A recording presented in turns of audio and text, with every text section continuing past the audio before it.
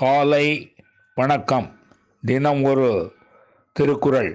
அதிகாரம் 37, அவா அறுத்தல். குறள் 364. தூய்மை என்பது அவாவின்மை, மற்றது வாய்மை வேண்ட வரும். மீண்டும், தூய்மை என்பது அவாவின்மை, மற்றது வாய்மை வேண்ட வரும். இதன் விளக்கம்: தூய்மை என்பது பேராசை அற்ற தன்மையாகும்.